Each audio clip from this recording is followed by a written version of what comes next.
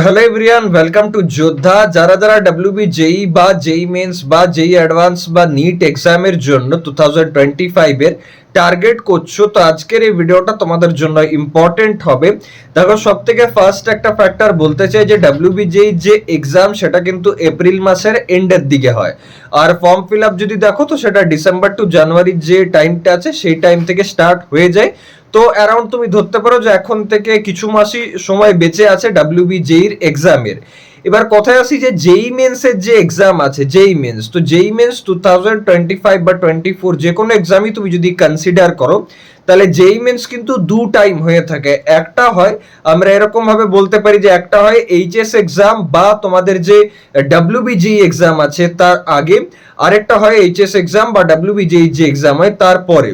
তাহলে এই যে টাইমটাকে সেটাকে কিভাবে ইউটিলাইজ করবে, অনেক স্টুডেন্টস এরকম থাকে যারা হয়তো যখন ডব্লিউবিজি এর ফর্ম ফিল আপ করছো তোমরা, তখন হয়তো তোমরা জেই মেন্সের যে ফার্স্ট ফেজ তার ফর্ম ফিল আপ করবে কিনা এটা নিয়ে কনফিউজড থাকো।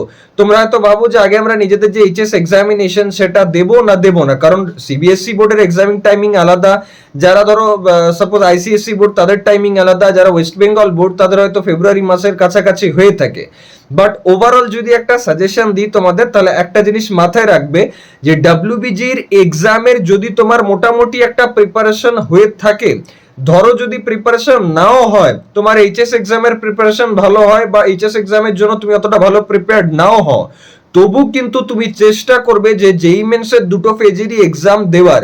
এর পেছনে অনেক রিজন থাকে, তার রিজন হচ্ছে যে ওটা তোমার একটা বিশাল বড় মক টেস্টের কাজ দেবে।